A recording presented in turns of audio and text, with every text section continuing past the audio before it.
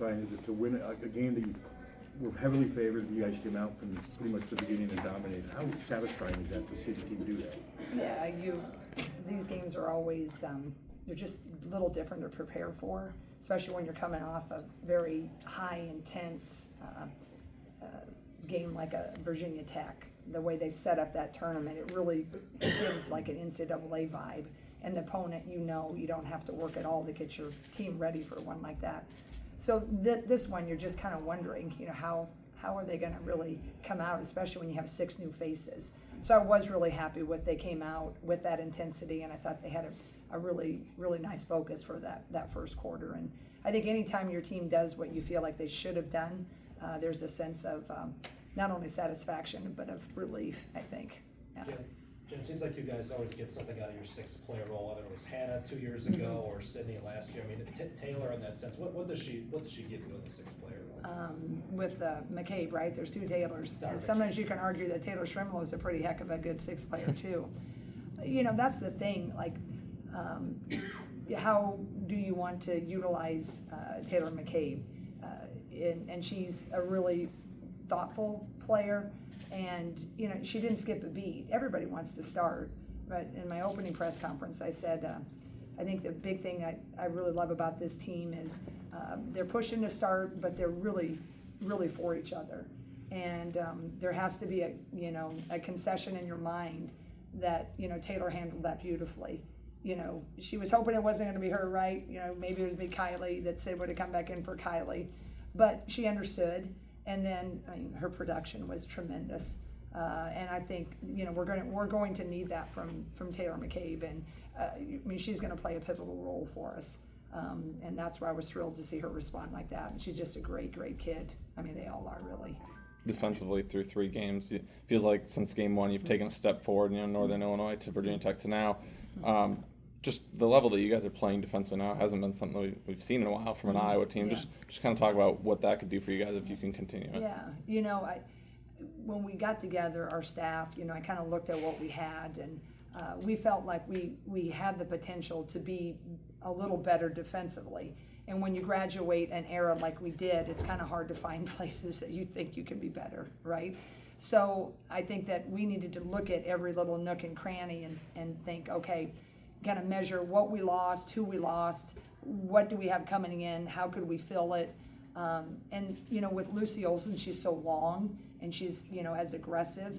Kylie, as you know, has always been a pretty good defender, and Sid's a really good defender, and Hannah's a good defender. So we thought, what, we graduated a whole lot of points, and we graduated a whole lot of flashy points. So you're not going to replicate that at all. But where could we maybe, close a gap if we're not going to average that many points? Is there a way that we can get a little better on the defensive side to, maybe offset that? So, so far, I think that's been a really good focus for us.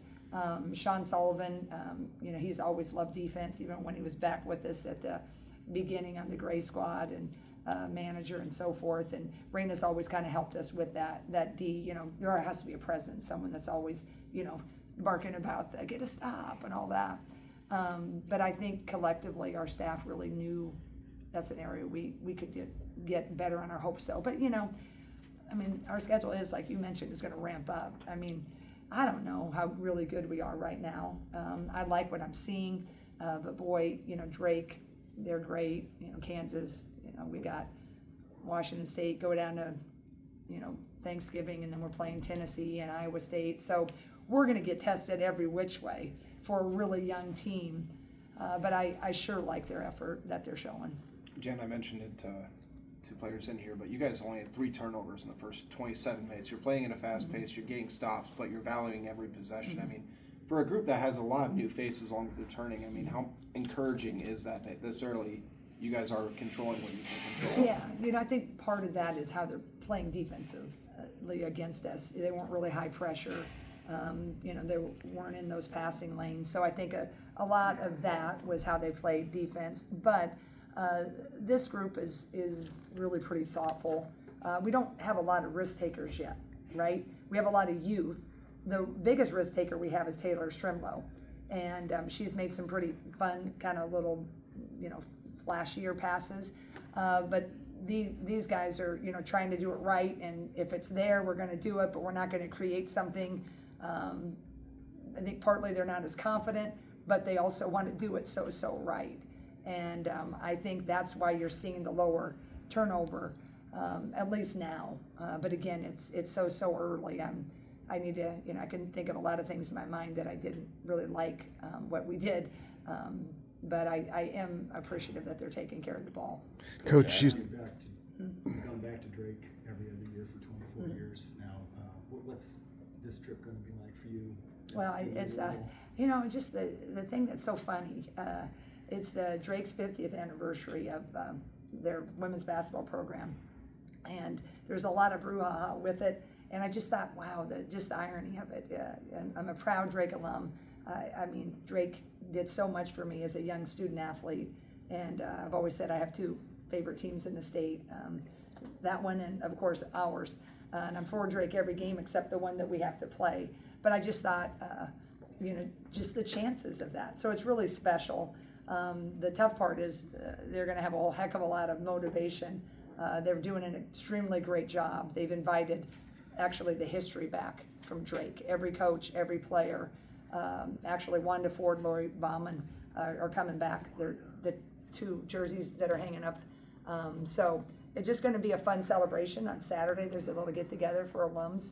But I know it's going to take everything we got, because I've been on that side of the ball and I've been on this side of the ball for the last years, and it's always a fun game, but it's really tough when you go in there and you're wearing the Hawkeye uniform. But I have all the respect for Allison, and she's a friend of mine, so it will be fun, but it'll be emotional too. Coach, do you think Iowa still has a target on its back, even though we're not ranked? Absolutely. I mean, just by virtue of being in the sport, for so long, we just had such a, a fun run, and we've had a nice history, right? It's not just the last 2 years, the last, since the Sam Logic era. We've had a nice level of playing.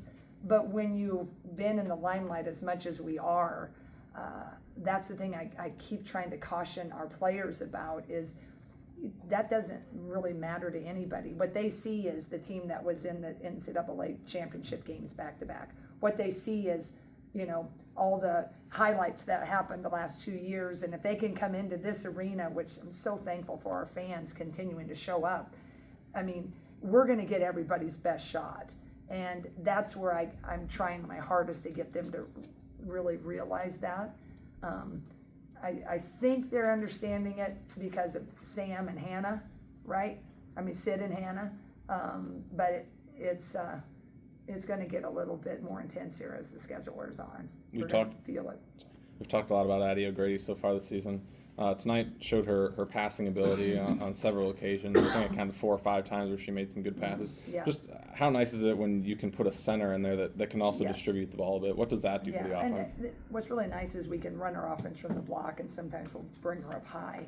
And Addie's always been a nice passer in the recruiting process. She actually, and people have probably forgotten, but she was a high school teammate of Lauren Betts, who's the center at UCLA.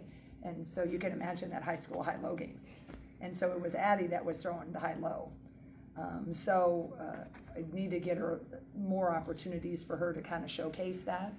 I think that is really a nice benefit, because she does do a good job with the passing decisions. Obviously, your veteran players have to do more than they've done in their careers, as is the case, I would guess, with every team. But do you ever, as a coach, know what you're going to get from those players? Can they do that? Can they, give you more?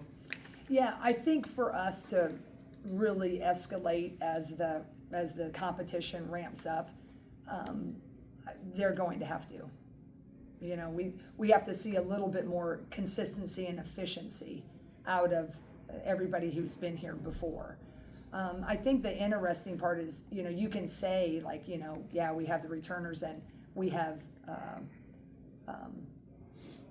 age, but we don't necessarily have experience. Kylie Feuerbach played last year, but it wasn't a lot of minutes in the key punches. Taylor played last year, but it wasn't always the key minutes, right? Lucy has played in the Big East some key minutes, but she hasn't played here key minutes. Hannah and Sid have. So Hannah and Sid are wearing a lot because they also have to lead everybody in these tough games, what it's like at a Drake and how those in-state rivalries feel, and you got to bring it, and then they have to perform. So I think for us, if we're going to keep on the winning track, or at least winning, whether that scoreboard happens or not, but progressing with how we're competing, I think you hit it on the head. We have to have more consistency from the people that have been around, because the freshmen, they're just going to be freshmen. So you can't put all that on them to have their stat line stellar every game. I think that's what I want to see, is just a little bit more productivity of consistency across the board. Coach, I asked you about three-point shooting on Monday, another game under 30% from three. Is that just a shot that this team might not need to be successful this year? Well, I think we're going to need it. I think we'll see as we go on. When I track those threes, they're just not great threes, some of them.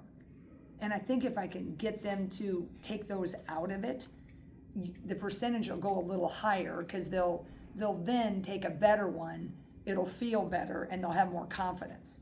So a couple of them take a couple threes that are ill-advised, and they sit down, they're 0-2. And now they sit for a while, then they go in, and they've had too much time to think about it.